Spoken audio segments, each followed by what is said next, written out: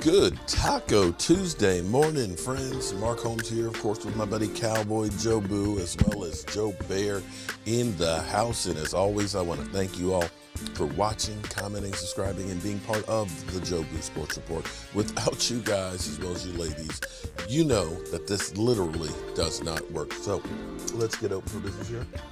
And let's wake up the football gods. Hope everybody had a great and safe holiday weekend. Man.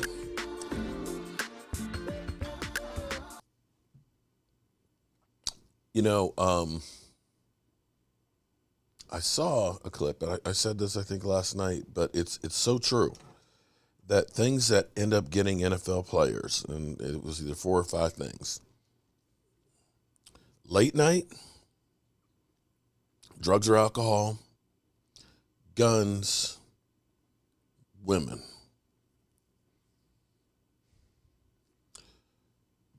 Jeff Gladney ended up being in a car accident the night before. Apparently speeding, clipped another car flipped over, car fire. That's all she wrote. You know, when you're young, you feel like you're invincible, that nothing can stop you. Especially when you're an NFL player, you got money, you got fame, you got people that want to be you, want to be with you, be like you. You're a celebrity. You're on the top of the world. And sometimes you feel like normal rules don't apply to you, but they do. And you can look at some of the most tragic events that have happened in the NFL. Late night, drugs and alcohol, women, guns.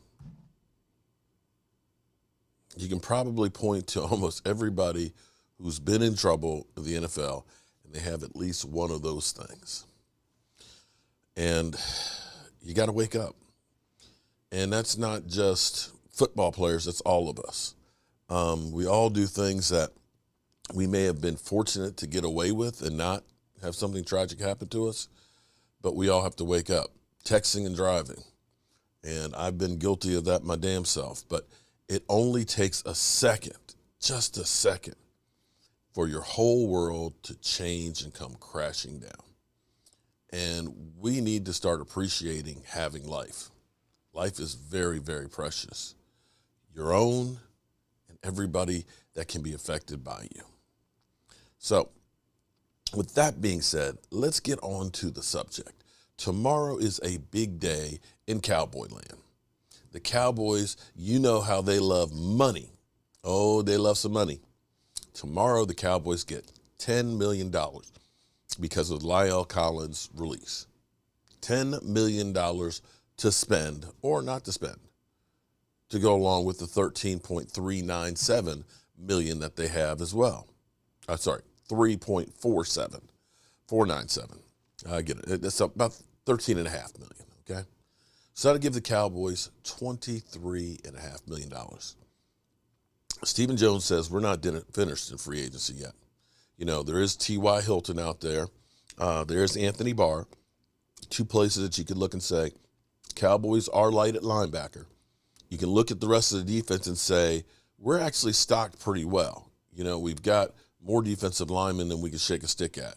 We've got quite a bit of safeties, good Lord. We went from being the cupboard bare with safeties to actually battling it out for starters. And cornerbacks, I think we're okay. But linebacker, we're definitely thin.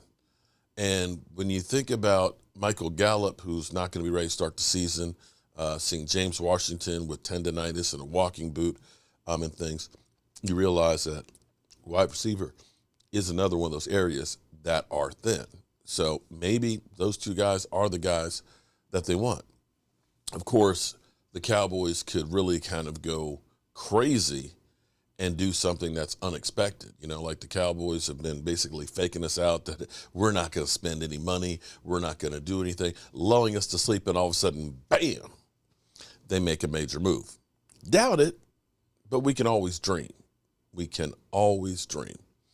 But I'm going to say that CeeDee Lamb may be enough if the Cowboys play and change and evolve their offense. I want you to understand something that I have railed for a long time, several years. I am old school.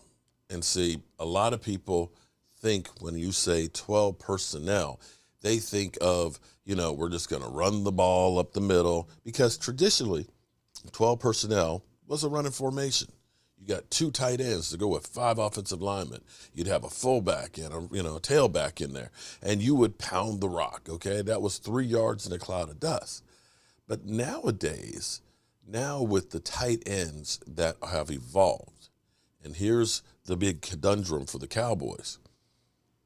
The Cowboys look at Dalton Schultz and say, we got him cheap for this year. We'll go ahead and let him go after the end of the year?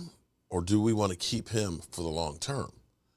Because right now, tight end, which has been one of those underpaid positions, all of a sudden is getting a whole lot of love because of all the new money that's coming in here. David Njoku from the Browns, $14.5 million.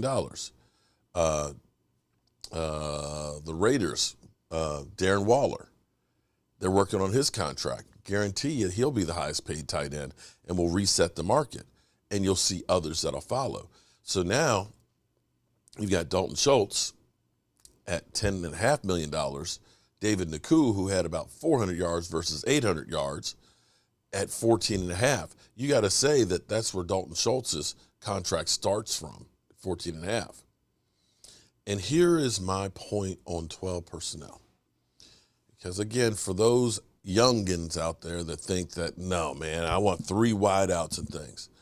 Understand you can be a very dynamic offense with 12 personnel. I went back to the 2011 New England Patriots. And when you look at the 2011 New England Patriots, they were 13-3, under Bill Belichick, although it's funny that they never talked about New England being in a weak division. You know that?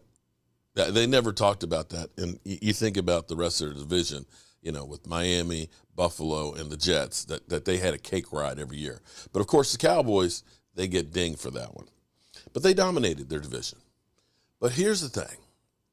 That offense scored 513 points. Now, the Cowboys scored 550. Now, granted, there was one more game. So we're on about the same pace. They averaged 32.1 points a game. Freaking insane. As we go down here and we look at the numbers, and let me change the camera angle up here so hopefully you can see them. 39 TDs on offense to 26 on, the defense gave up. Tom Brady, they passed for 5,084 yards. They rushed for 1,764 yards. That's a good balance. They still ran the football pretty well, 4 yards a carry. And they passed the ball very, very well. 39 TDs passing, 12 interceptions.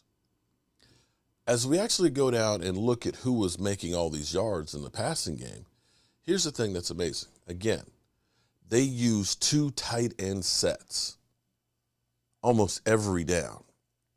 And as you start looking at this, receiving yards, Ben Jarvis Green, 159. Stephen Ridley, 13 yards. Danny Woodhead, 157 yards. Kevin Falk, 34 yards, right? Aaron Hernandez before he went to jail, 910 yards from tight end. Now, of course, that's about 70 yards more or 50 yards more than what we got from Dalton Schultz. But just bear with me here for a second. Their number 1 receiver was actually Wes Welker, 15.69. Little old Wes. I met Wes Welker when the Super Bowl was in Detroit before he went to New England. And he's little. Dude is like this tall.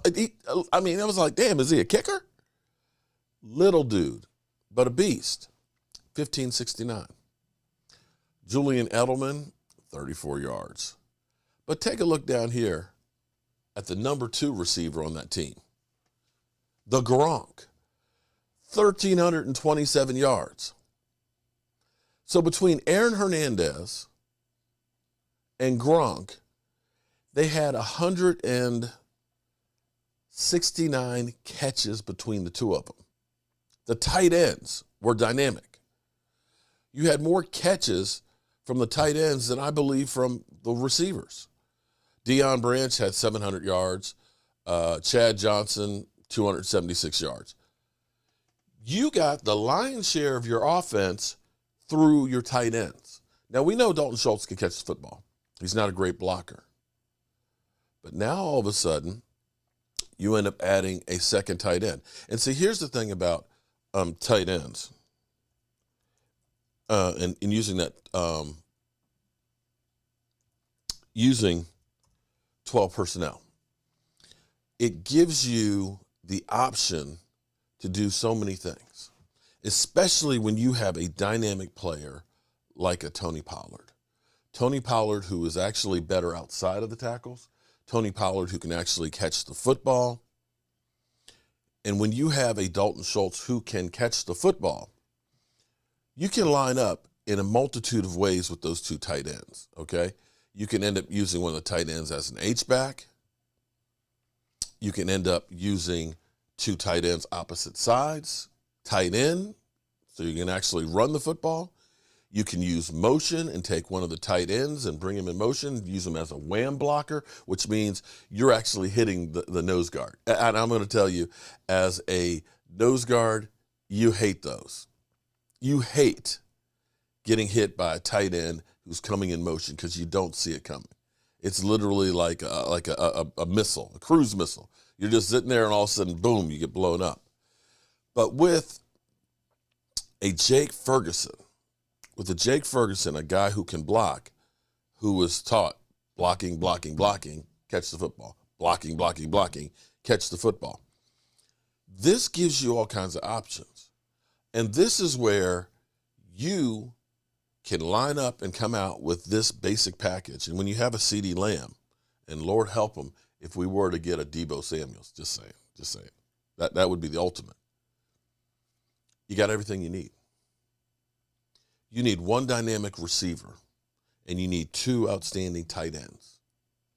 And with that, when the defense says, we're going to stop Zeke Elliott from running, no problem. Put the two tight ends on one side, along with the receiver. I got three wide receiver set. I can play action, fake the dive to Zeke Elliott, roll Dak out. I got three wides over there. One of those guys are going to be open because now you're trying to cover the wide receivers and the tight ends as well as possibly the back, because when you fake the dive to Zeke, have Dak Prescott roll out, all of a sudden the flow is coming to follow Dak. Zeke turns around, throw across the grain, quick screen, boom. Eat him up that way. You are able to do so many different things from that formation. You can go in there, tight ends in tight, Tony Pollard in the backfield. And you can sit there and you can go shift, Tony Pollard goes out. Tight ends go out wide. They got heavy personnel. I've got 5 wideouts against them and eat them all day long. And that's where you look at the tight end, or in some cases they're calling him maybe an H-back. You will be able to do so many different things with this offense that will keep teams guessing. And to see New England with Tom Brady, because everybody thinks of Tom Brady throwing the ball deep. Sometimes the dinking and dunking, keeping the ball out of the other team's hands, methodically moving down the field, eating up clock is a great way to get yardage, to get points, and keep the ball out of the other team's hands. And that, my friends, is winning football. I know fans out there, we want to see the ball going deep every play. Oh, man, we want to see the CeeDee Lamb doing the 360 catches and stuff. I know that's great. I know you love that. But that isn't always what's winning football. And what we have to do is forget about the sizzle and get to the substance of actually winning games. And so with that being said, we got a lot of work to do today. to get ourselves ready for, of course, the week that is, and to get ready for our trip to go to Dallas. We're going to be seeing our buddy Stewart in less than 2 weeks. In fact, 2 weeks from now, right now, I hope to be swinging a hammer or using my Sawzall in his house or painting some. We got a lot to do. We got a lot to do, and we're looking forward to getting down there and doing stuff. And I'll be actually meeting some of you great fans for the first time. My man Tony Tone's going to show up, as well as Mark Torres is going to be there. Randy Sykes is going to show up and things. So and we're all planning on doing what we can to try and help my man Stuart Morrison. And with that being said, I hope y'all have a great day, and I will see you soon. Our coach here, and as always, I want to thank you all for watching, commenting, subscribing, and being part of the Joe Sports Report.